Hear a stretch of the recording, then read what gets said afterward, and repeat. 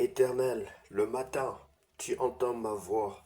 Le matin, je me tourne vers toi et je guette.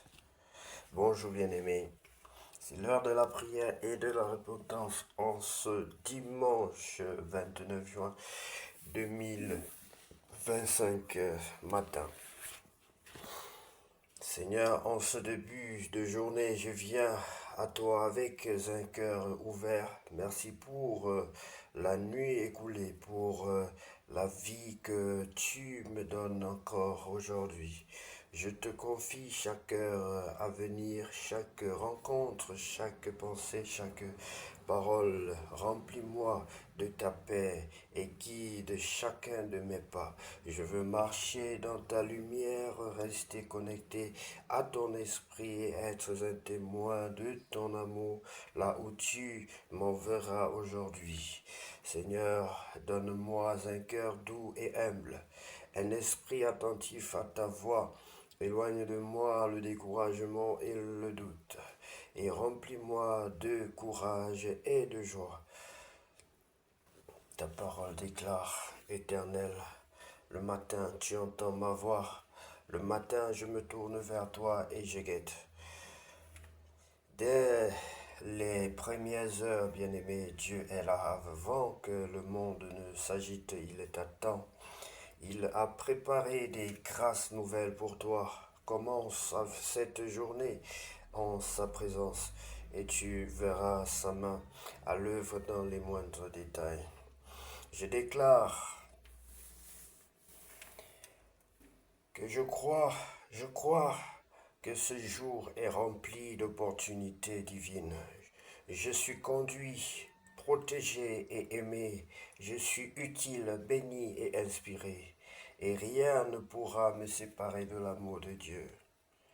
Seigneur, je t'offre cette journée, mes projets, mes pensées, mes efforts, mes efforts, glorifie-moi. Sois glorifié dans tout ce que tu fais et que ton nom soit élevé dans ma vie pour toujours.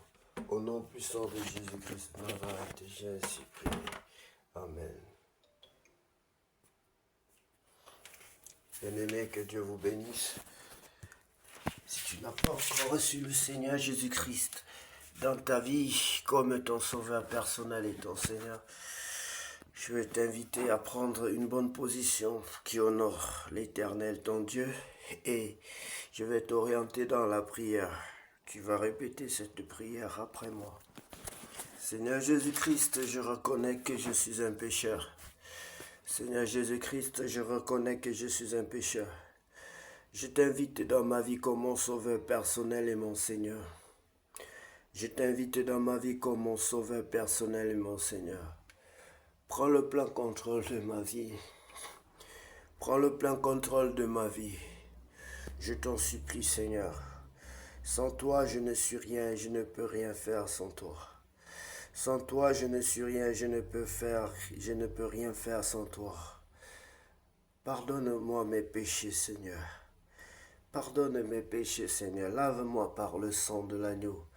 Purifie-moi par l'eau de ta parole. Baptise-moi et remplis-moi de ton Esprit Saint. Je t'en supplie, Seigneur, au nom de Jésus-Christ. Je t'en supplie, Seigneur, au nom de Jésus-Christ. Amen. Bien-aimé, sois béni si tu as confessé tes péchés de tout ton cœur, si tu as prié de tout ton cœur, que l'Éternel Dieu Tout-Puissant puisse apporter un changement radical, te transformer, te faire naître de nouveau, naître d'esprit au nom de Jésus-Christ de Nazareth. Amen. Lisons la parole de Dieu, bien-aimé, c'est notre pain quotidien. Dans le livre de 1 Samuel chapitre 23, David délivre Keïla de la main des Philistins. On vint dire à David, voici les Philistins ont attaqué Keïla et ils pillent les airs. David consulta l'Éternel en disant, irai-je et battrai-je ces Philistins? Et l'Éternel lui répondit, vas-tu battras les Philistins et tu délivreras Keïla. Mais les gens de David lui dirent, voici, nous ne sommes pas sans crainte ici même en Juda. Que sera-ce si nous allons à Keïla contre les troupes des Philistins? David consulta l'Éternel, encore l'Éternel, et l'Éternel lui répondit, lève-toi, descends à Keïla, car je livre les Philistins entre tes mains. Oui, bien aimé, posez-vous la question et posez au Saint-Esprit pourquoi il a demandé à Dieu, pourquoi il a posé la question à Dieu à deux reprises. Lorsque la situation est assez critique, lorsque vous avez le doute, n'hésitez pas de retourner toujours vers votre Dieu, mais notre Dieu ne change pas. Il vous aime et s'il vous aime réellement, il vous laissera, il vous dira la même chose. Mais s'il voit que vous voulez le tenter, vous connaissez l'histoire de Balaam. Vous savez, Balaam était obstiné, il voulait de l'argent et il faisait, au fond de son cœur, Dieu regarde notre cœur, Dieu ne lit pas les apparences, il regarde le fond de notre cœur, le leitmotiv, ce qui nous motive à commettre tel ou tel acte. Et ici, David a un cœur pur. Et Dieu sait qu'il veut délivrer, qu'il veut faire du bien. Mais Balaam, lui, il était assoiffé par l'argent. Et quand il est ainsi, et si Dieu lit ta motivation, c'est la motivation qui est retenue, bien-aimé. Même si Dieu te dit va, mais il sait que c'est ce qu'on appelle la volonté permissive. Dieu va te dire d'y aller parce que toi, il sait que même s'il te dit de ne pas aller, tu vas bouder. Et c'est la même chose. Bouder, ne pas aller, bouder et ne pas aller, comment dirais-je, bouder n'est pas différent de, de ne pas aller. Vous comprenez, bien aimé. Donc Dieu est un père, il nous traite vraiment comme un père, il réagit comme un père. David alla donc avec ses gens à Keïla et il se battit contre les Philistins. Il emmena leur bétail et leur fit éprouver une grande défaite. Ainsi David délivra les habitants de Keïla. Lorsque Abiatar, fils d'Achimélec, s'enfuit vers David à Keïla, il descendit ayant en main l'éphod. Saül fut informé de l'arrivée de David à Keïla et il dit, Dieu le livre entre mes mains car il est venu s'enfermer dans une ville qui a des portes et des barres. Et Saül convoqua tout le peuple à la guerre afin de descendre à Keïla et d'assiéger David et ses gens.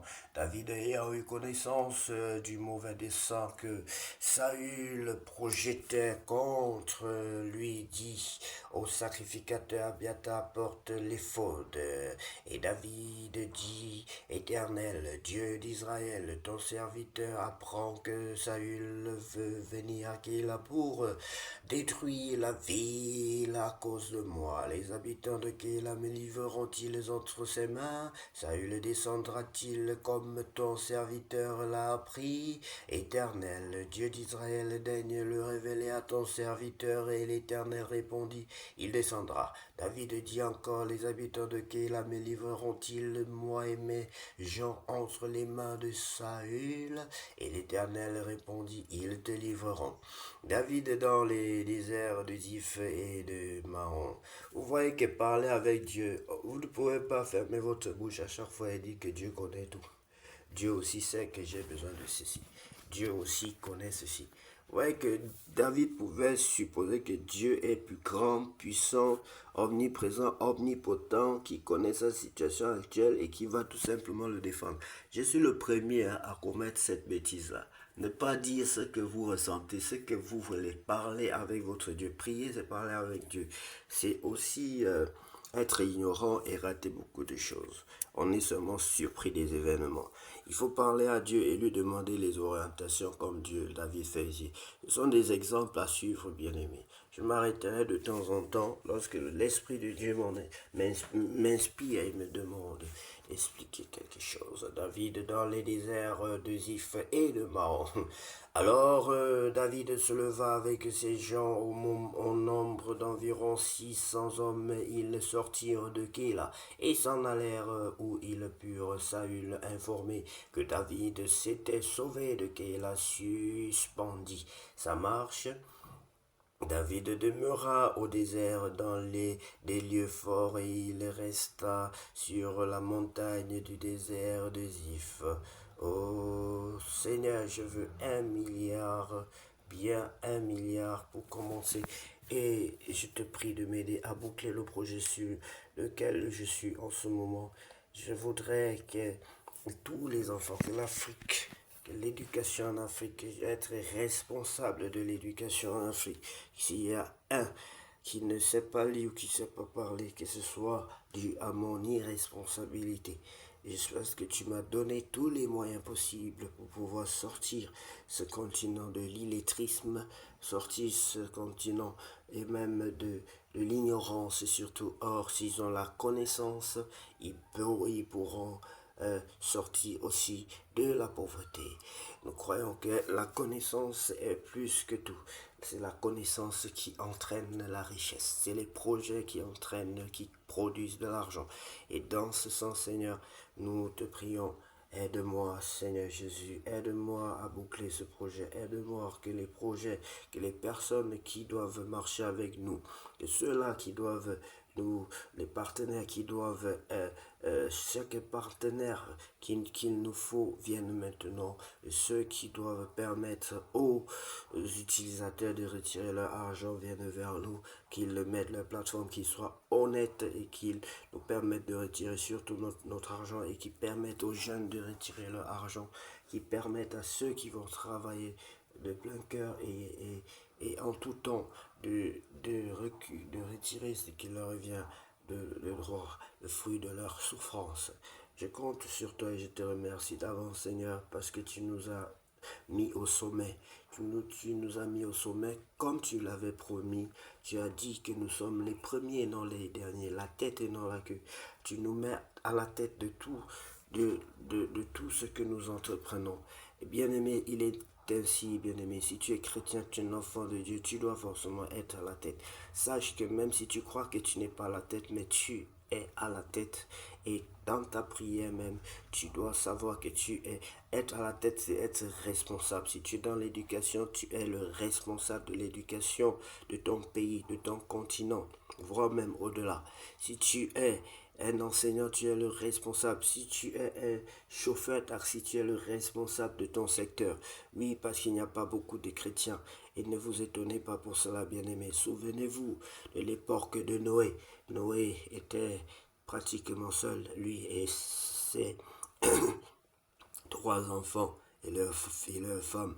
Mais il avait donc la responsabilité du monde. Il pouvait se dire, mais partout dans le monde, il y a des gens. Non, bien aimé, il n'y a pas beaucoup de gens dans le monde qui craignent Dieu, qui croient en Dieu. Peut-être qui croient, même le diable croit en Dieu. Mais qui craignent Dieu, qui marchent selon Dieu. Qui cherchent à demeurer en Christ et marcher selon la volonté de Dieu. Et si tu es cette personne, sache que tu as une très grande responsabilité. Et quand Dieu t'envoie, il va t'équiper. Il va te donner des moyens pour gérer le monde. Il va te donner les moyens pour sauver le monde, comme Noé.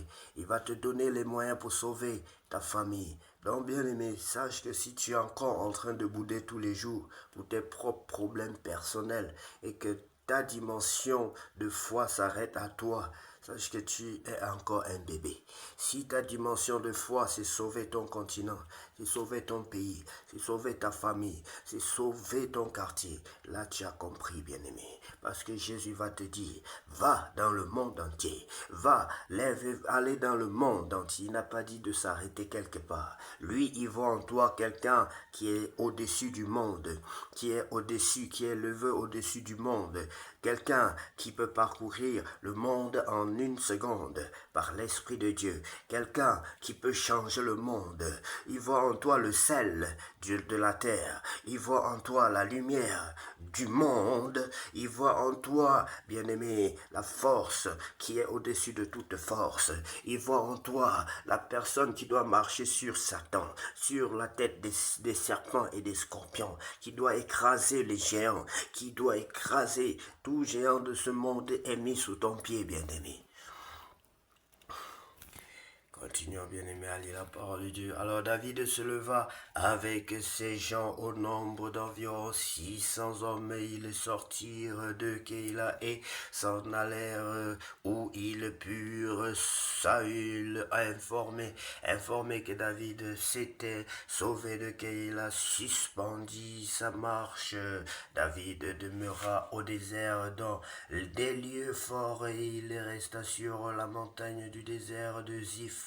Saül le cherchait toujours, mais Dieu ne le livra pas entre ses mains. David, voyant Saül en marche pour attenter à sa vie, se tint au désert de Ziph dans la forêt. Ce fut alors que Jonathan, fils de Saül,